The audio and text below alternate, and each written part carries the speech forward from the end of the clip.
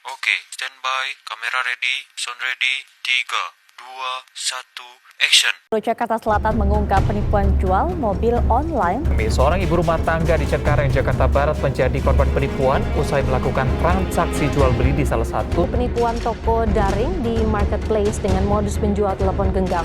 Ditreskrimum Polda Jawa Barat menangkap 3 pelaku sindikat penipuan jual beli sepeda motor online.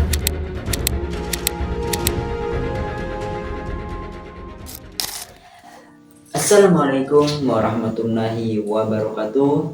Alhamdulillahirrahmanirrahim. Assalatu wassalamu ala ashrafil anbiya wal mursalin Sayyidina wa maulana Muhammadin wa ala alihi wa sahbihi wa barik wa salim ajma'in. Amma ba'du.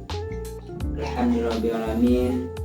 Pada kesempatan kali ini kita akan membahas gharar dalam Islam berdasarkan penafsiran ulama yang terkenal di Indonesia, yaitu Profesor Dr. Quraisy Shihab dalam tafsir Al-Misbah.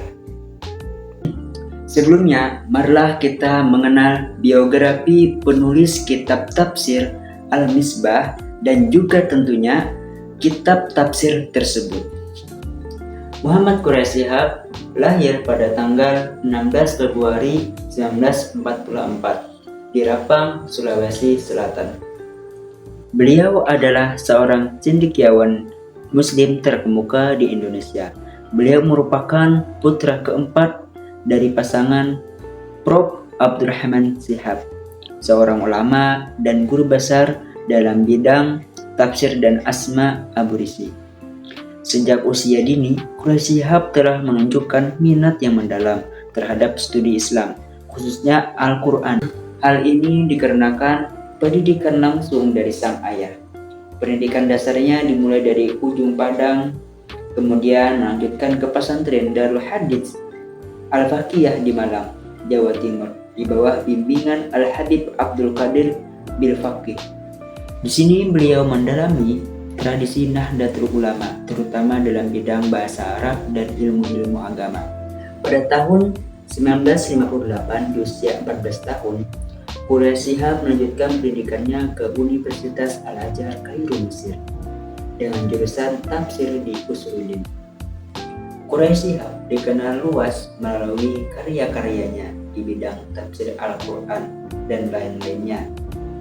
Karya beliau sebanyak 69 yang telah terbit, kebanyakannya diterbitkan Lantara Hati dan Mizan. Adapun dalam buku Tafsir Nusantara disebutkan karya beliau sebanyak 57 yang telah terbit. Tentunya ini mencerminkan pendekatan yang komprehensif dan relevan dengan konteks masyarakat modern. Tafsir Al-Misbah ditulis dengan latar belakang semangat untuk menghadirkan tafsir Al-Quran di Indonesia yang dapat menjangkau masyarakat secara normatif.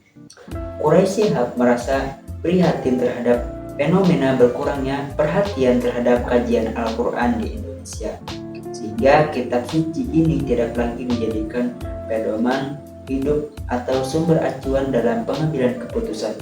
Menurutnya, banyak umat Islam yang saat ini terpaku oleh keindahan lantunan bacaan Al-Quran, seolah-olah Al-Quran diturunkan hanya untuk dibaca, bukan untuk diterapkan. Selanjutnya kita akan membahas apa itu gharar. Kata gharar itu berasal dari bahasa Arab yang berarti ketidakpastian atau ketidaktentuan atau resiko besar yang tidak diketahui. Dalam konteks hukum Islam, gharar itu merujuk pada transaksi yang mengandung unsur spekulasi atau ketidakpastian yang dapat merugikan salah satu pihak. Quraisy Shihab dalam karya-karyanya seperti Tafsir Al-Misbah menjelaskan bahwa larangan gharar dalam Islam bertujuan untuk melindungi kedua belah pihak dalam transaksi agar tidak terjadi eksploitasi, ketidakadilan, atau penipuan. Selanjutnya kita akan membahas tentang larangan gharar dalam Al-Quran dan hadis. Dalam Al-Quran tidak disebutkan secara eksplisit istilah gharar, namun prinsip larangan gharar dapat ditemukan dalam ayat-ayat yang menganjurkan keadilan, kejujuran, dan menghindari penipuan Salah satunya adalah surah An-Nisa ayat 29 yang berbunyi, A'udzu billahi minasyaitonir rajim. Bismillahirrahmanirrahim. Ya ayyuhalladzina amanu la ta'kulu amwalakum bainakum bil batil illa an takuna tijaratan an taradim minkum wa la taqtulu anfusakum innallaha kana bikum rahima, yang artinya, wahai orang-orang yang beriman, janganlah kamu memakan harta sesamamu dengan cara yang batil atau tidak benar, kecuali berupa perniagaan atas dasar suka sama suka di antara kamu. Janganlah kamu membunuh dirimu, sesungguhnya Allah adalah Maha Penyayang kepadamu. An-Nisa ayat 29. Adapun penafsiran ayat ini, menurut Quraisy Shihab, kata bainakum dalam ayat ini berarti untuk memperoleh harta harus terjadi interaksi antara satu manusia dengan manusia lainnya. Quraisy Shihab juga mengatakan bahwa karena cara memperoleh harta itu terjadi antara dua belah pihak, maka harta berada di tengah dan kedua belah pihak berada di masing-masing ujung. Dari sini ditarik bahwa keuntungan atau kerugian suatu transaksi tidak boleh terlalu jauh pada satu ujung, yang akibatnya salah satu akan merugi dan yang lainnya untung. Inilah yang dimaksud perolehan secara batil, perolehan harta yang tidak seimbang antara dua ujung, yakni salah satunya dirugikan. Ini merupakan sebuah perkara yang tidak dibenarkan oleh hukum. Namun Imam Al-Nawawi menambahkan bahwa tidak semua transaksi dengan kandungan gharar itu dibatalkan. Jika tingkat ketidakjelasan gharar itu dianggap sedikit dan masih tidak mempengaruhi objek utama yang diperjualbelikan, maka transaksi tersebut masih dianggap dibolehkan. Misalnya jual beli gedung di mana fondasi bangunannya tidak terlihat, atau jual beli hewan yang sedang bunting dan memiliki susu yang banyak. Contoh gharar dalam kehidupan sehari-hari. Quraisy Shihab memberikan contoh-contoh praktis dari gharar dalam transaksi, seperti menjual barang yang belum jelas keberadaannya. Misalnya menjual ikan yang masih di laut tanpa ada kepastian akan tertangkap. Transaksi berbasis spekulasi yang tidak jelas seperti perjudian dan taruhan, dan juga penipuan dalam kontrak yang membuat salah satu pihak tidak memahami sepenuhnya konsekuensi dari transaksi tersebut. Dan juga yang sering terjadi yaitu jual beli online.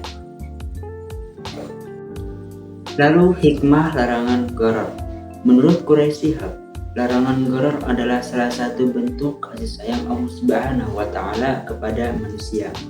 Tujuan utamanya adalah menciptakan keadilan dan menghindarkan manusia dari kerugian serta konflik yang mungkin timbul akibat ketidakpastian.